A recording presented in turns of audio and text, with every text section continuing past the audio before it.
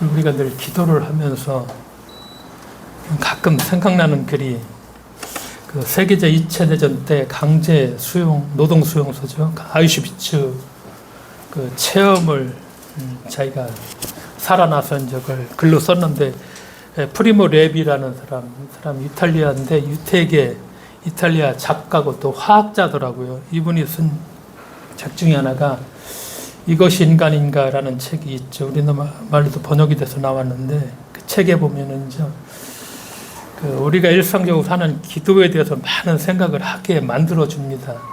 죽음의 가스실로 가는 이제 사람을 선발하는 날이 됐어요.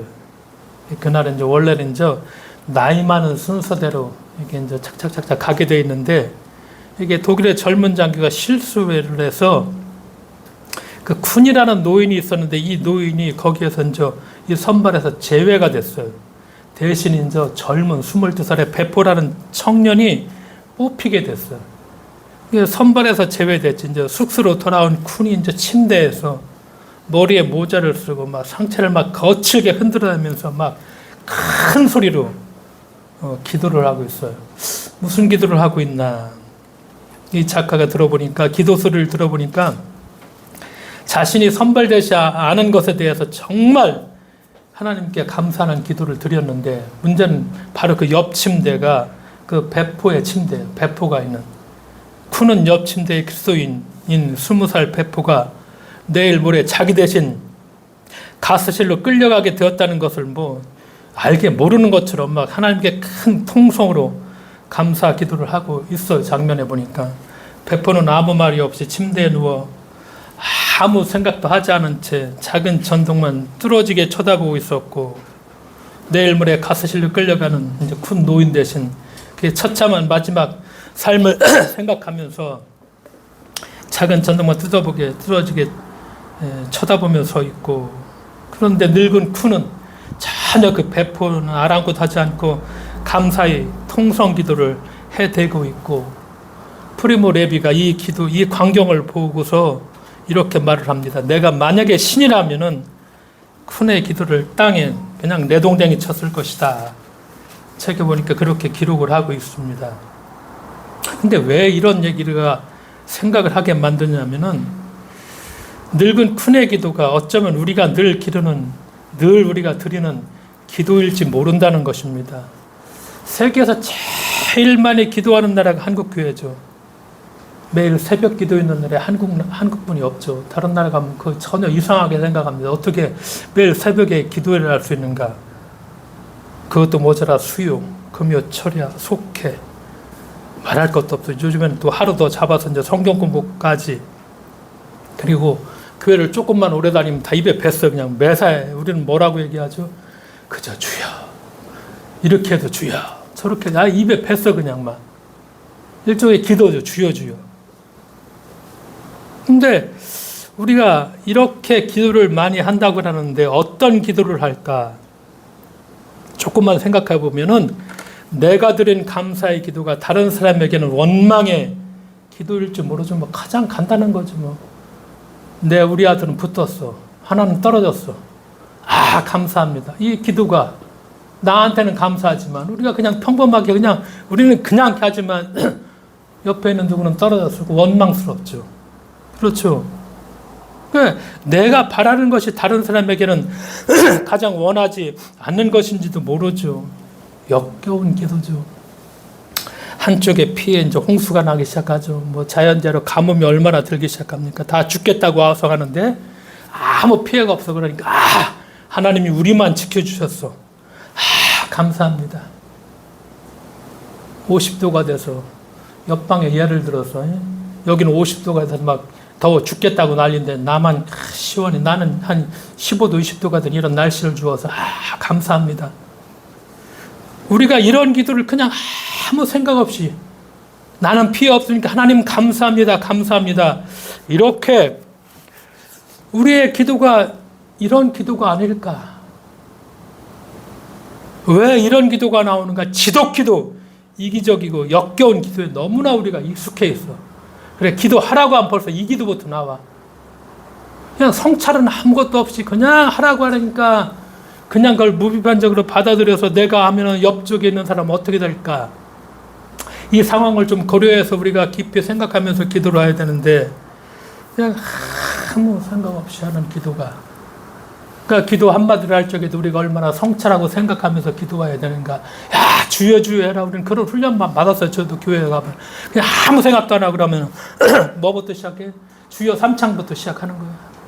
그냥 고래 소리를 고래고래 질리고 그렇게 살았죠. 그게 그렇게 신앙생활을 하면서. 그러나 좀 더 생각해 보니까, 조금 더 성장해 보니까 감사합니다. 우리 아들은 붙어주었고 떨어지는 사람 생각한다면 우리가 감히 한 번 더 생각하면 그런 기도를 조금 더 다르게 기도할 수도 있었겠죠. 기쁘지만은 그러나 저 아들 위로해 주시고 같이 축복해 주시고라든가 뭔가. 왜 우리의 기도가 이렇게 지독기도 이기적일까? 왜 이렇게 역겨운 그 정말 프리모 리베가 그 포로 수용소에서 그 광경을 보면서 하나는 죽게 돼 있는데 참 저 같아도 얼마나 내가 살게 돼 있고 얘는 죽게 됐는데 그럼 얼마나 감사하고 기쁘게 해서 그냥 본능적으로 그러나 내 대신 젊은 애가 죽어간다는 사실을 한 번 더 우리가 생각한다면 우리의 기도가 어떨까 하는 생각을 우리가 할 수도 있죠.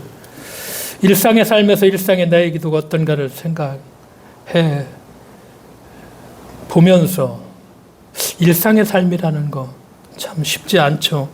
오늘 변화산 체험이 바로 그런 것입니다. 변화산에 올라갔더니 참 좋아. 우리가 다 아는 말씀이죠. 그러니까 베드로가 여기 있는 것이 좋사오니 초막 셋을 지어서 우리가 참 여기 좀 오래도록 여기 좀 계속 여기에 좀 머물러 있읍시다. 주님 여기에 좀 계속해서 우리가 머물러 있자. 그러니까 예수께서 내려가라 원하시니까 내려가셔서 다시 내려오시니까 일상의 삶, 거기에는 병자들도 있었고 또 일상의 삶의 현장이 있다는 그 뒤에 나오는 이런 말씀들이 연결이 되는데 그런 얘기입니다. 가수 김광석의 노래 중에 변해가네 그런 노래가 있더라고요. 느낀 그대로 말하고 생각한 그 길로만 움직이며 그 누가 뭐라 해도 돌아보지 않으며 내가 가고픈 그곳으로만 가려 했지. 그러나 너를 알게 된 후 사랑하게 된 후부터 나를 둘러싼 모든 것이 변화가네. 나의 길을 가기보단 너와 머물고만 싶네. 그러니까 이제는 너를 알게 됐으니까 나의 길을 가야 되는데 그걸 가기보다는 너와 계속해서 머물고만 싶다는, 마치 어느 날 예수와 함께 높은 산에 오른 베드로가 산에 머물고만 싶은 그런 변화. 예수님과 이 산에서 참 머물고만 싶네. 김광석이 너를 알게 된 후 이제 내 길을 가기보다는 너와 계속 머물고만 싶네. 그렇게 베드로가 얘기하죠. 너와 머물고만 싶다고. 변화산에서 베드로는 눈부시게 변형된, 아까 말씀처럼 예수님과 구약의 율법의 대표는 모세고 예언서를 대표하는 것은 엘리야. 모세와 엘리야 셋이 말씀 나누는 광경을 보게 되고 그 광경을 보고서 베드로가 선생님 우리가 여기에 있는 것이 좋겠습니다. 초막 셋을 지어서 하나는 선생님, 하나는 모세, 하나는 엘리야를 모시겠습니다.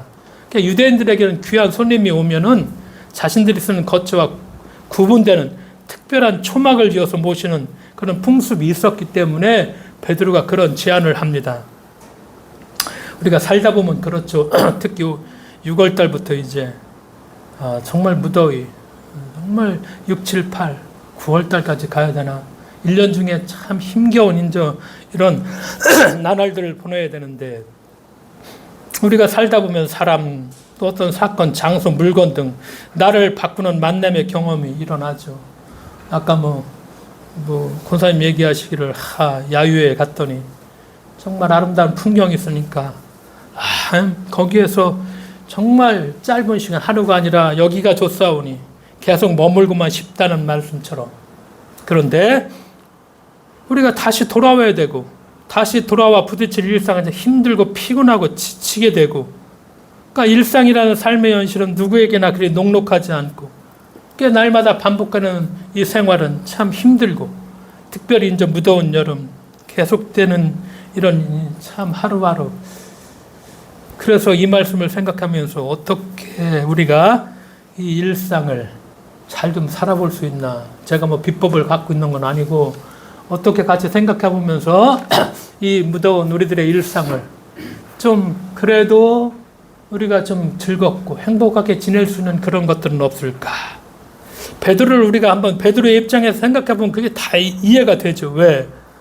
주님을 만나서 베드로, 그 다음부터는 베드로는 예수님을 따라서 예루살렘 가고 갈릴리를 가고 이방 땅 두루두루 돌아다니고 때로는 밥 먹을 겨를조차 없었죠. 말씀을 전하고 병자를 고치고 머리 둘 것 없는 스승을 따라 딱히 정해진 거처도 없이 떠도는 하루하루가 피곤한 일상. 그러니까 피곤한 일상을, 그런데 베드로가 이제 그 일상을 떠나서 변화산에 딱 올라갔더니 야, 더없이 좋지.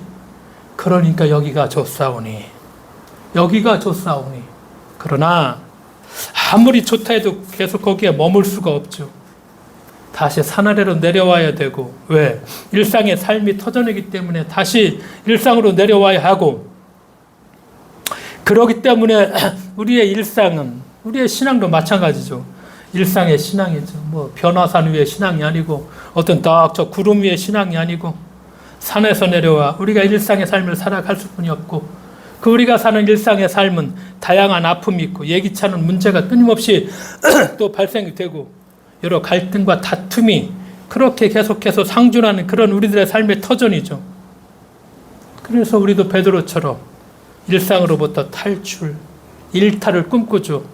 그렇다고 해서 뭐 삶의 문제가 해결되지는 않죠.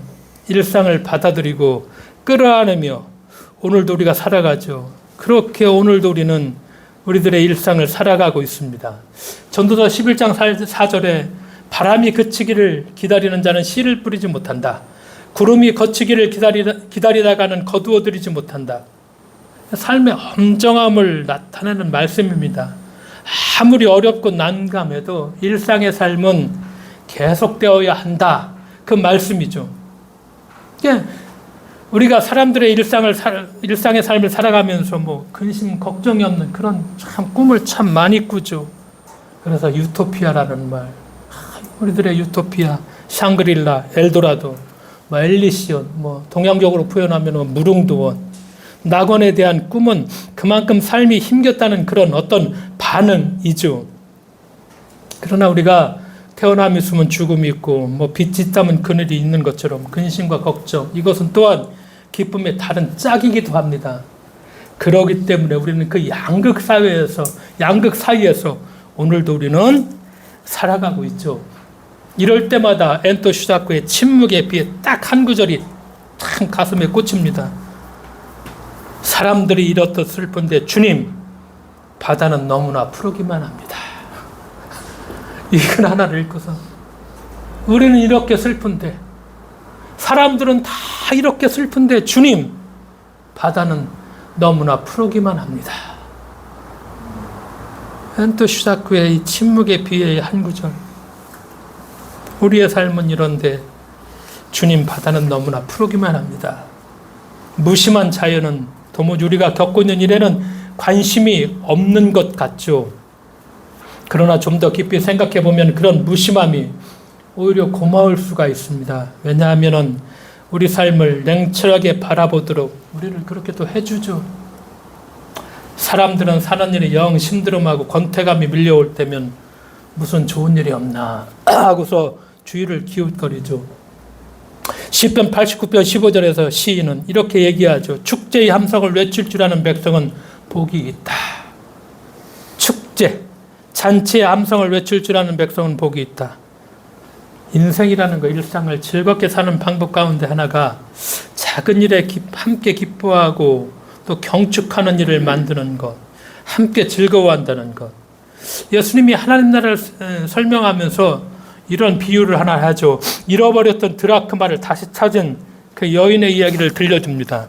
한 드라크마를 잃어버렸죠.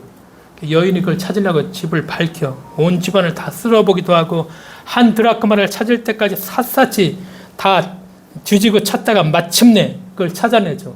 그러니까 이 여인이 이렇게 고백합니다. 자, 벗과 이웃들을 불러 모아서 나와 함께 기뻐해 주십시오. 벗과 이웃들을 다 불러 모아서 한 드라크마 이걸 찾은 다음에 잔치를 열고서 같이 기뻐하죠. 사람은 기쁨과 슬픔을 함께 나눔을 통해서 서로 연결되어 있다는 사실을 깨닫죠. 그래서 축제나 이 잔치라는 것은 사람들을 연결시킵니다. 그러기 때문에 즐겁게 살기 위해서는 벗들과 이웃들을 우리 삶에 맞아들여야 된다는 것. 일상의 잔치와 축제. 그래서 외국에 축제가 그렇게 많은 이유가 있더라고요. 참 축제가 많아. 근데 왜 우리나라는 특히 한국교회 왜 축제나 일상에 이런 데 관심이 없었을까? 정말 일상의 기쁨, 잔치, 축제에 관심이 없었습니다. 왜 그렇냐? 좀 살펴보니까 먹고 살기가 힘들었던 50년대, 60년대 살아남는 그 생존 자체가 힘들었죠. 그러니까 힘들었기 때문에 교회 가면은 우리가 할 수 있는 것은 눈물 흘리며 기도하고 부르짖는 것뿐이 없었습니다. 일단 교회 가면 우는 거야. 그냥 1시간 울고 기도하고 뭐 그렇게 했던 경험들이 지금도 뭐 저도 있는데 그냥 눈물 흘리고 기도해. 그래야지 좀 시원하니까. 왜? 생존해야 돼. 어려워 삶이. 70년대 80년대 어떻게든 가난을 이겨보라고 이겨보자고 이를 악물었죠. 이때 신앙생활을 본격적으로 저가 시작했는데 한국교회는 이 시기에 적극적인 사고 방식류의 성공 이데올로기를 복음과 혼합시켜서 예수 믿으면 복 받는다. 폭발적인 성장을 했죠. 참 그때 적극적 사고방식 노만 빈센트 피르가 수백 번을 읽었습니다. 조그마한 문구판 책을 닳도록 읽었는데 그렇게 신앙의 삶을 통해서 그 시대에 어떤 힘들었던 것을 이겨낼 수도 있을 수 있는 방편이 되기도 했죠. 하여간 폭발적인 성장했습니다. 20세기 한국은 먹느냐 굶느냐 밥이 중요한 생존의 때였고 교회가 그것을 적절하게 이용을 했죠. 근데 90년대부터는 좀 달라졌죠. 살아남아야 하는 비상, 시국, 특별한 시기를 그런 시기가 아니라 일상의 의미를 찾는 시대로 바뀌었습니다. 이제는 일상의 의미를 찾는 시대가 되었습니다. 교회는 어떻게 할 것인가? 전혀 이때 패러다임을 바꿨어야 되는데 전혀 바꾸지 못했습니다. 왜? 성공주의의 성공으로 기득권층이 된 대형교회는 꿀물에 계속해서 취해 있었고 여기 절대 깨어나오지 않고 지금도 깨어나오지 않죠. 우리가 코로나 시절에 한 3년 됐나요?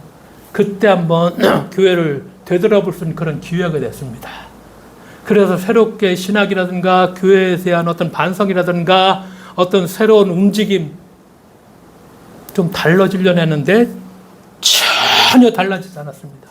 다시 똑같이 돌아왔습니다. 지금의 교회가 오히려 더 강화됐죠. 3년에 잃어버렸던 거 다시 좀 떠나버린 사람들 다시 그 우리 속에다 가둬넣어야 되니까. 예배, 주일, 수요, 새벽, 금요, 속회, 길거리 전도, 각종 성경 공부 여기에 빠지면 당연히 임원이 못 되죠. 여기에 빠지면 같은 공로 소외를 받죠. 그러니까 여기에 참여해야 됩니다. 이 시스템에 그대로 들어가 버렸어요. 또 전혀 달라지지 않았어요. 그러니까 일상의 소중함, 일상에서의 신앙의 삶, 축제 이것을 끌어서 연결시켜서 이걸 해놨어야 되는데 전혀 그러지 못하고 오히려 똑같은 형태로 하나도 바뀌지 않았습니다. 오히려 더 강화시키고 있죠. 70년대, 80년대 특별한 시기에 통용되는 선동, 부흥회가 일상이었죠. 저도 중고등학교 시절에 참 얼마나 그 부흥회 찾아다니는 것이 제일 낙이었죠. 웬만한 거 다 찾아다녔습니다. 그 부흥회가 일상이었었습니다. 그렇게 일상에서 통용될 수 있는 이것만 할 줄 알았지 평범한 영성에 대해서는 전혀 관심이 없었습니다. 그러니까 북치고 장구치고 부흥회는 잘하는데 이건 너무 익숙해서 그런데 햇볕처럼 조용히 우리 삶 가운데 자라게 하는 일상의 영성에 대해서는 이런 수도원적인 영성 조용히 우리 삶 가운데 우리를 성장하게 하는 그런 수도원적인 일상의 영성에 대해서는 전혀 무지했죠. 묵상하고 기도하고 노동하고 성찰하고 공동체적 삶 돌아보고 봉사하고 이건 전혀 지금도 무지합니다. 그러니까 평범한 가운데 울림을 주는 일상의 신앙 이것을 전혀 지금도 무시하고 있죠. 이거 뜨거워야 된다만 얘기했죠. 내용이 없는 뜨거움만 지금도 얘기했죠.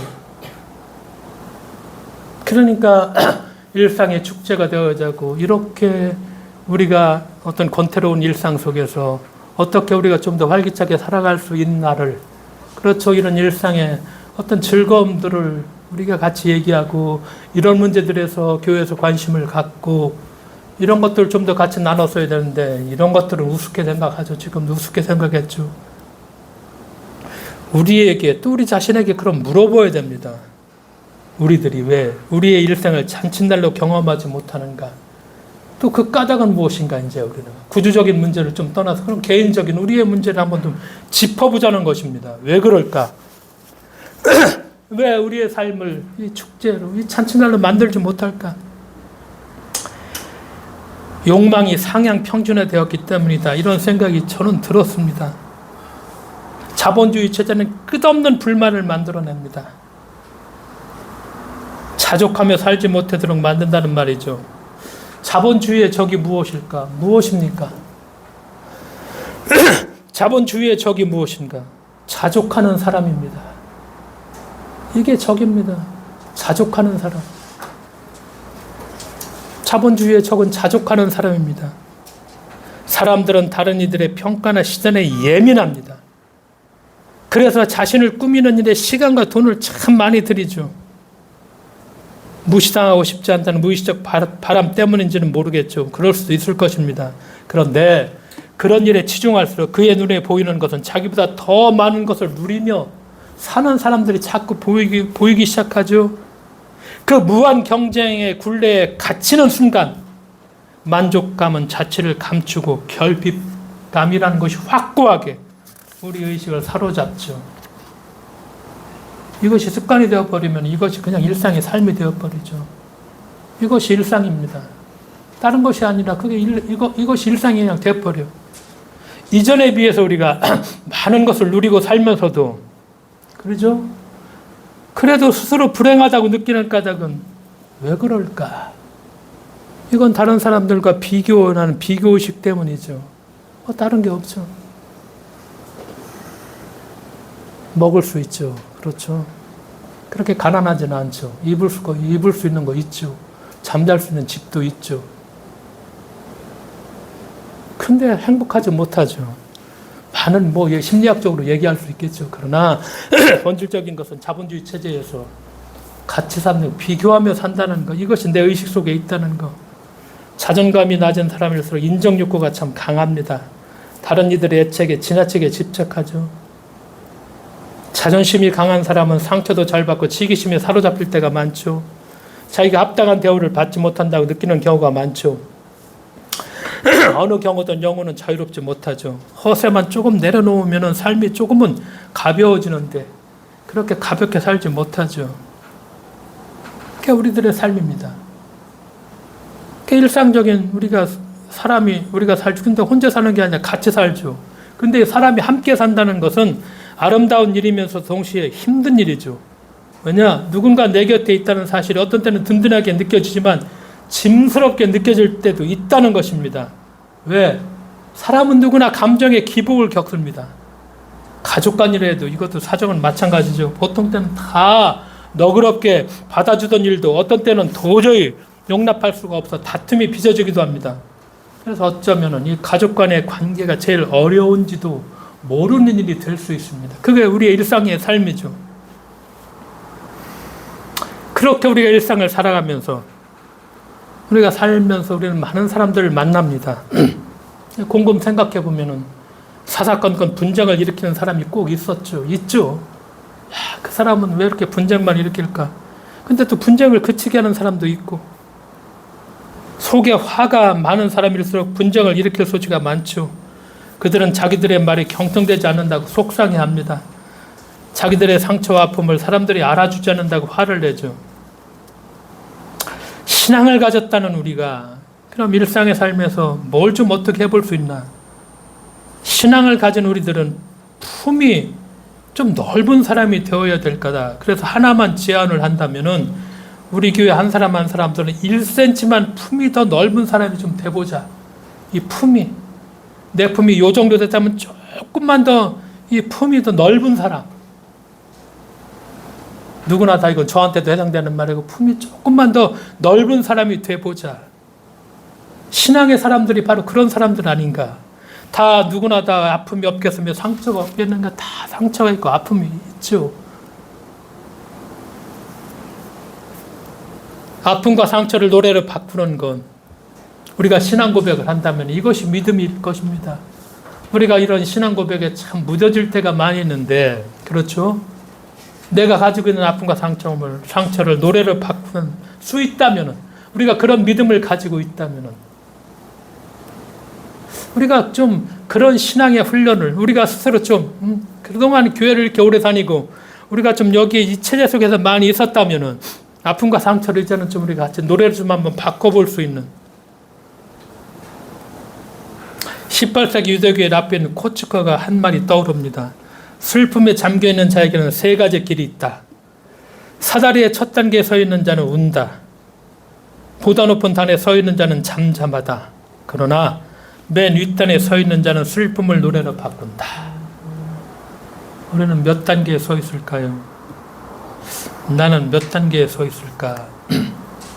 어차피 우리 일상의 삶에 뭐 문제와 그런 고통과 아픔들이 있고 자본주의 체제 속에서 막 비교의식 속에서 있다면 우리가 조금 더 일상의 삶을 그래서 축제와 잔치처럼 우리가 같이 바꿔나가려면 그럼 내가 뭘 좀 버려야 될 것인가?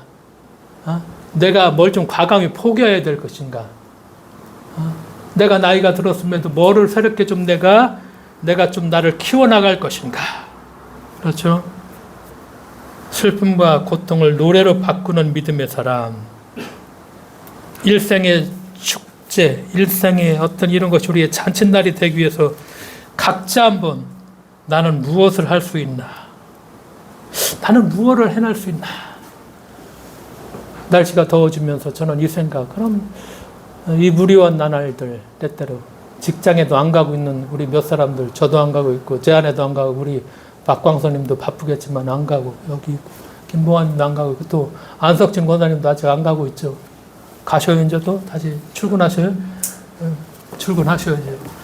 우리가 이렇게 일상의 삶들 속에서 무리한 이런 일상의 삶을 어떻게 우리가 조금 더 바꿔나갈 것인가. 뭐 그냥 종종 하늘 쳐다보기도 있을 것이고 생각날 때마다 심호흡을 할 수 있는 그런 때도 있을 것이고 바람이 분다라는 시가 가사들 그 우리나라 문학가들이 뽑은 제일 좋은 가사라고 하는데 이소라의 바람이 분다. 그날도 가끔 듣는다면 괜찮겠다.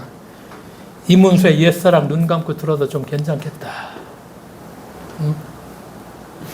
일상의 삶 모두가 사실은 명상이 될 수 있다는 것이죠.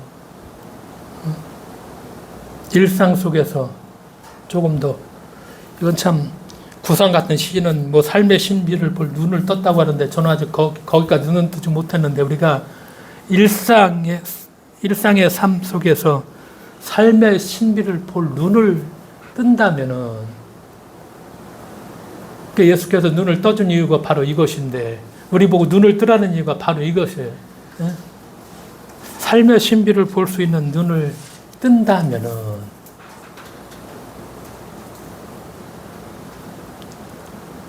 그것이겠다 하는 생각이 들기도 하면서 우리가 이제 무더운 날을 보내게 되었습니다.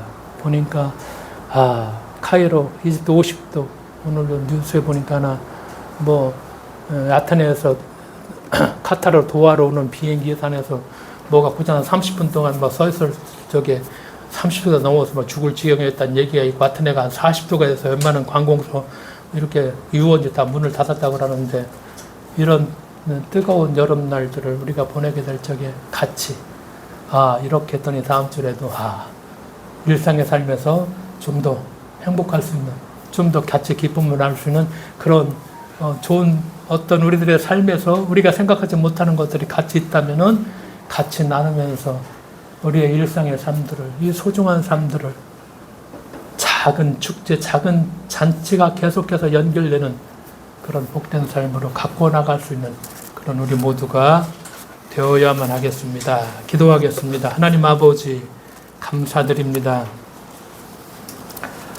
무더운 일상의 삶이 시작되고